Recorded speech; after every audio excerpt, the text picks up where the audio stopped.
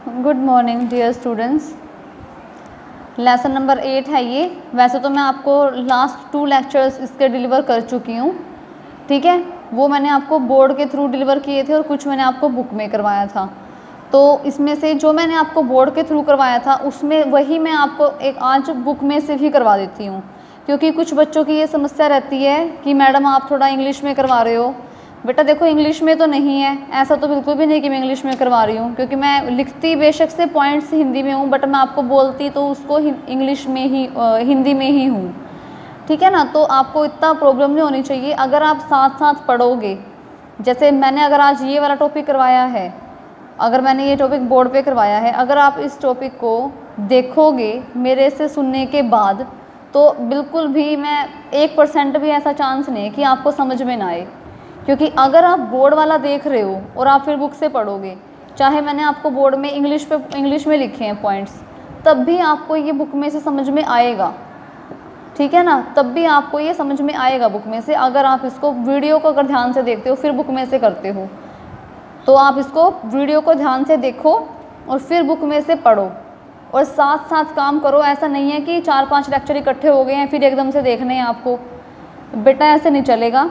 साथ साथ में देखोगे तब कहीं जाके आपको समझ में आएगा, क्योंकि जो लेसन्स हैं आपस में लिंक्ड होते हैं, ठीक है। तो आपको साथ साथ में करना है, ऐसे नहीं है कि आगे आगे भाग रहे हैं और पीछे वाला छोड़ रहे हैं, ठीक है। तो इसी वजह से मैं आज आपको ये 8th लेसन है, ये मैं थोड़ा सा आपको मोटा मोटा सा बता देती हूँ, क्योंकि मैं इसको पहले करवा चुकी हूँ आपको और मैंने बुक में ही करवाया था। ये वाला तो पॉइंट कोस्ट के बारे में थोड़ा सा बता देती हूँ, फिर से आज बता रही हूँ आपको, ठीक है। देखिए इसमें कोस्ट के बारे में कहा है कि कोस्ट क्या होती है।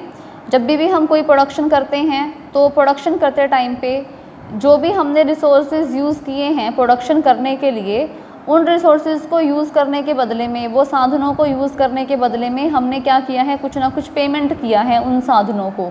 जैसे हमने भूमि को यूज़ किया, भूमि क्या है, साधन है, तो हमने भूमि को क्या दिया, हमने भूमि को किराया दिया, लगान दिया, ठीक है। हमने अगर कोई बिल्डिंग यूज़ करी है तो हमने उस बिल्डिंग का भी किराया दिया। अगर हमने कोई पर्सन की, किसी आदमी की सर्विसेज ली हैं, कोई लेबर की हमने सर्विस ली है, तो हमने उसको, उसकी जो वेजेस है वो हमने उसको पे की है। तो इस तरीके से जब आप प्रोडक्शन करते हो, प्रोडक्शन करने के लिए आपने रिसोर्सेज को हायर किया है, साधनों को आपने लिया है, तो उन साधनों को आपने कुछ पेमेंट की है, तो उस पेमेंट को ही हम बोलते हैं कि वो आपने क्या किया है, आपने कॉस्ट पे की है। और वो जो आपने पे किया है वो क्या होती है, आपकी कॉस्ट होती है, ठीक है। This is called production cost, उत्पादन लागत, ओके। और जो हमारे साधन होते हैं, ठीक है, उनको हम आगत और इनपुट भी बोल देते हैं, ठीक है। और उन इनपुट को यूज़ करके हम जो बनाते हैं उसको हम आउटपुट कह देते हैं, या फिर हिंदी में उसको हम क्या कह देते हैं, आगम बोल देते हैं, ठीक है। अब इनपुट पे जो खर्चा होगा वो आपका प्रोडक्शन कॉस्ट होगा, ओके। तो इसमें देखिए जो प्रोडक्शन कॉस्ट है उसको हमने कई तरीके से डिवाइड किया है। प्रोडक्शन कॉस्ट को हम रियल कॉस्ट कह सकते हैं, ठीक है। प्रोडक्शन कॉस्ट नहीं, एक्चुअली कॉस्ट को ही real cost, opportunity cost, money cost, explicit cost and implicit cost, okay. देखिए इसमें जो हमारे पास रियल कॉस्ट होती है, मैंने आपको बताया रियल कॉस्ट क्या होती है। जब एक पर्सन जो है अपनी सेवाएं देने के लिए कुछ ना कुछ नुकसान उठाता है, या कुछ ना कुछ वो मेहनत करता है, कुछ ना कुछ उसने सेक्रीफाइस किया है। जैसे एक लेबर है, एक लेबर जो है वो काम पे गया है, ठीक है, अपने फैमिली को छोड़ के, तो उसने क्या किया है, उस समय के लिए, जो समय उसको काम पे जाना है, उस समय को उसने अपनी फैमिली के लिए ना यूज़ करके अपने काम के लिए यूज़ किया। तो यहाँ पे उसने अपनी फैमिली के लिए जो टाइम वो दे सकता था उसको उसने सेक्रीफाइस किया है, ठीक है। तो वो जो उसने सेक्रीफाइस किया है, ठीक है, उसको हम क्या बोलेंगे, उसको हम बोलेंगे कि वो उसकी रियल कॉस्ट है, ठीक है। तो ये हमारी रियल कॉस्ट होती है, जिसके लिए कोई भी मनी में पेमेंट नहीं करनी होती है। रियल कॉस्ट को जो है हम फील कर सकते हैं, हम उसको ऐसे छू नहीं सकते हैं, सिर्फ वी कैन फील, ओके। इसके बाद देखिए हमारी अपॉर्चुनिटी कॉस्ट होती है। अपॉर्चुनिटी कॉस्ट के बारे में मैं आपको एक फुल फ्लैश लेक्चर आपको मैं डिलीवर कर चुकी हूँ, मैं आपको बता चुकी हूँ इसके बारे में, विद एग्जांपल मैंने आपको समझाया था बोर्ड पे और आप सब क्लास में प्रेजेंट थे उस टाइम, तो आप उसको याद करिए, ठीक है। वो वीडियो मैंने आपको बना के दी थी, आपको वो वीडियो भी मिलेगी ज़रूर आपके फ़ोन में, वो वीडियो आप देखिए, ठीक है। तो अपॉर्चुनिटी कॉस्ट क्या है, फिर भी थोड़ा सा, अपॉर्चुनिटी कॉस्ट क्या है, एक अपॉर्चुनिटी की कॉस्ट है, ठीक है। कोई अवसर आपने उसका लाभ उठाया है किसी अवसर का, ठीक है। उस अवसर का लाभ उठाने के लिए आपने कुछ ना कुछ कॉस्ट आपको देनी पड़ी है, कुछ ना कुछ आपको उसके लिए लागत देनी पड़ी है। वो लागत क्या हो सकती है, जैसे आपने टीचर बनने के लिए आपने अपने क्लर्क की जॉब को छोड़ दिया। टीचर बनने के लिए आपको 5,000 मिल रहे थे और क्लर्क बनने के लिए आपको 4,000 मिल रहे थे, तो आपने टीचर बनने के लिए अपने 4,000 रुपये क्लर्क वाली जॉब को छोड़ दिया। तो आपने अपने इस अपॉर्चुनिटी के लिए, टीचर की अपॉर्चुनिटी के लिए आपने अपनी जो पहले वाली अपॉर्चुनिटी थी क्लर्क वाली, उस अपॉर्चुनिटी को आपने सेक्रीफाइस कर दिया।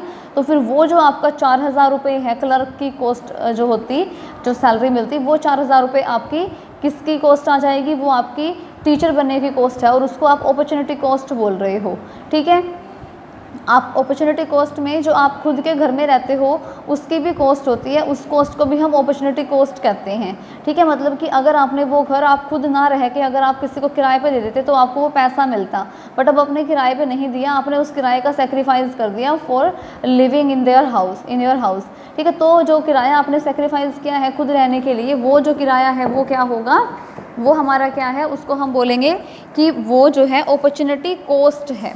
ओके, इसके बाद हमारे पास है एक्सप्लिसिट कॉस्ट। एक्सप्लिसिट कॉस्ट का मतलब होता है कि जैसे आपने कोई फर्म है, ठीक है, उसको सर्विसेज चाहिए, जो फैक्टर्स हैं उनकी सर्विसेज चाहिए। ठीक है, अब उस फर्म ने क्या किया, उन फैक्टर्स की सर्विसेज लेने के लिए उनको क्या किया, उनको ख़रीदने के लिए उन्होंने कुछ पेमेंट की है। फर्मों ने साधनों की सेवाएं लेने के लिए, लेबर को लेने के लिए उसको पेमेंट करी, भूमि को लेने के लिए उसको पेमेंट करी, रॉ मटेरियल के ख़रीदा उसने, उसकी पेमेंट करी उसने रॉ मटेरियल के लिए।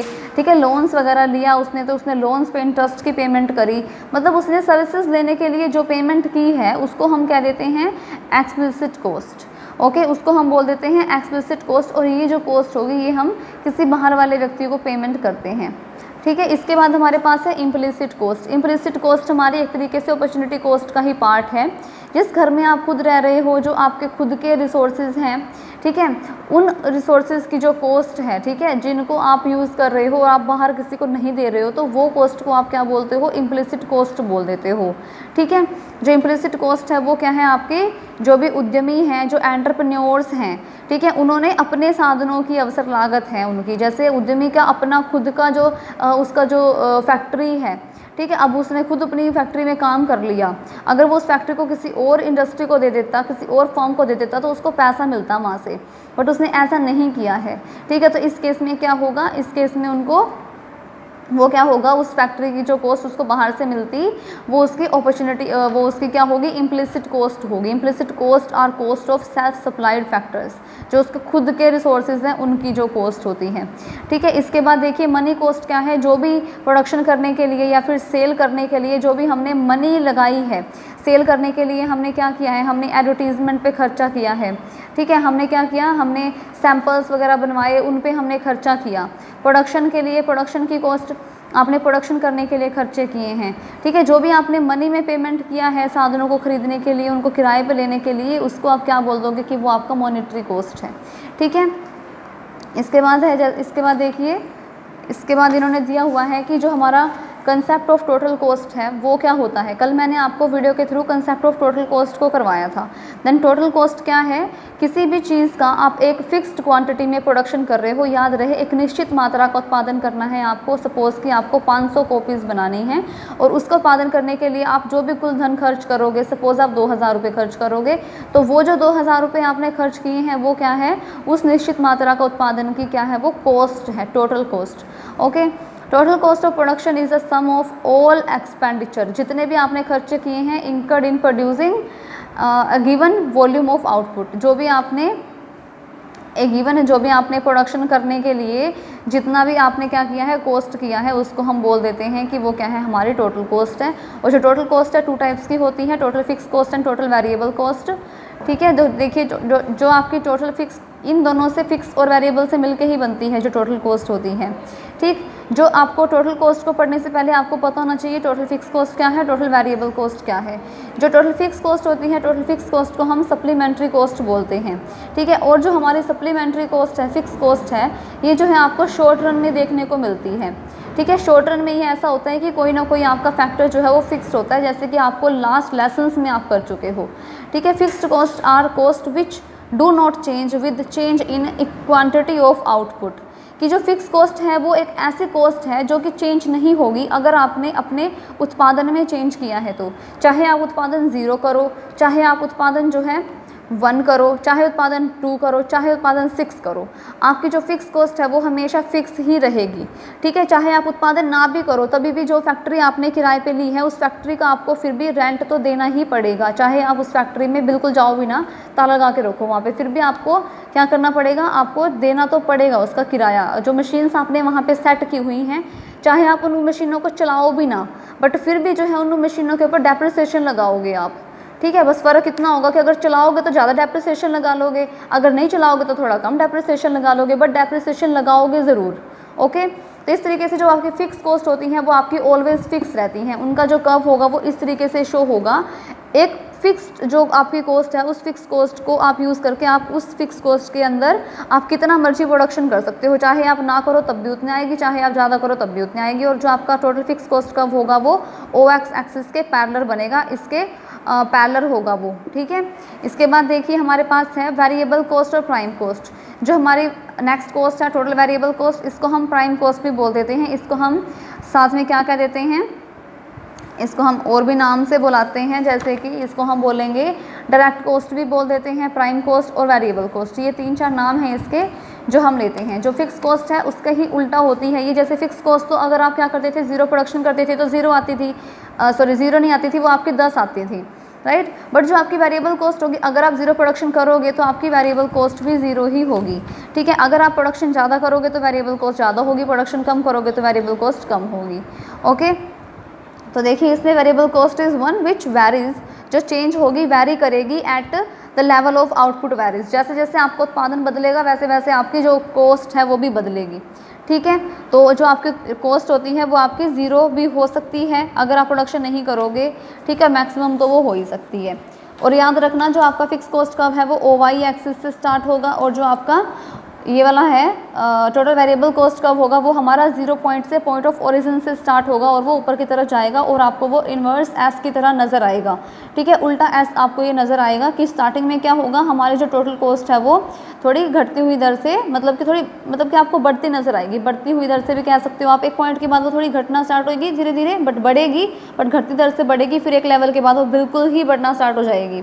ठीक है, जैसे कि हमने किया था ना, अगर आप क्या कर रहे हो अपने फिक्स फैक्टर के साथ आप क्या कर रहे हो, अगर वेरिएबल फैक्टर को ज़्यादा यूज़ कर रहे हो तो उस केस में क्या होता था, हमारे वेरिएबल फैक्टर का जो और जो फिक्स फैक्टर का जो रेशो था वो इनअप्रोप्रिएट हो जाता था। तो इस वजह से क्या होता था कि लॉ ऑफ डिमिनिशिंग रिटर्न्स हमें मिलने स्टार्ट हो जाते थे। ठीक है, जो लॉ ऑफ वेरिएबल प्रोपोर्शन था वो लागू हो जाता था। तो इस वजह से जो प्रोडक्शन है वो क्या होता था, कम हो जाता था, मतलब कि वो बढ़ता नहीं था, अगर बढ़ता भी था तो बहुत ही कम बढ़ता था, नेगेटिव भी हो जाता था मोस्ट ऑफ द टाइम। ठीक है, जो MP होती थी वो नेगेटिव हो जाती थी, और जो हमारा TVC होता था वो क्या होगा, हमारा बढ़ना स्टार्ट हो जाता था फिर।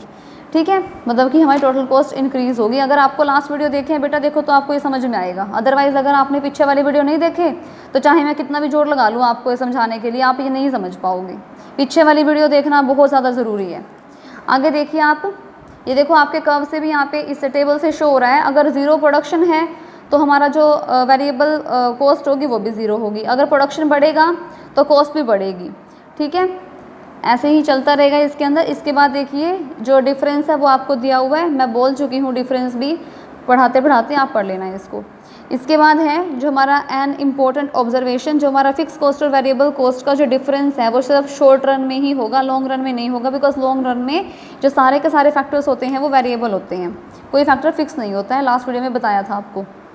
Relation between total fixed and variable cost, जो इनके बीच में जो रिलेशन है वो क्या है, देखिए प्रोडक्शन अगर आपका वही सेम बता रहे हैं इधर कि अगर आपका प्रोडक्शन 0 है, फिक्स कॉस्ट का क्या रिलेशन है प्रोडक्शन के साथ, प्रोडक्शन 0 है तो भी फिक्स कॉस्ट 10 है, प्रोडक्शन बढ़ेगा तो भी फिक्स कॉस्ट 10 है, अगर प्रोडक्शन 6 होगा तो भी फिक्स कॉस्ट आपकी फिक्स है।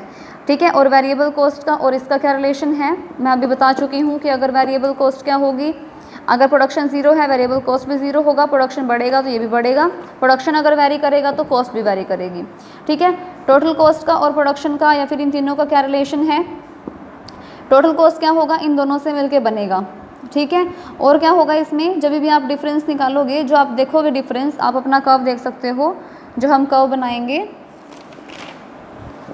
बनाएंगे उस कर्व में आप देख सकते हो जो आपका TVC होगा वो ओरिजिन से स्टार्ट होगा, FC OY एक्सिस से स्टार्ट होगा, और जो TC होगा वो OY एक्सिस से ही स्टार्ट होगा TFC के ओरिजिन से, ठीक है। और ये आपका क्या होगा, ऊपर की तरफ ऐसे ही जाएगा इन्वर्स एस की शेप में, और इसकी जो डिफरेंस होगा TVC और TC का वो टोटल फिक्स कॉस्ट के इक्वल होगा, बिकॉज इन दोनों के बीच में डिफरेंस ही टोटल फिक्स कॉस्ट का है।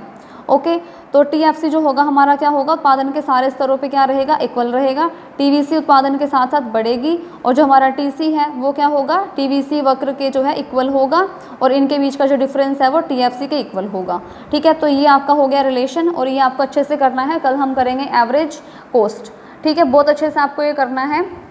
Thank you dear students.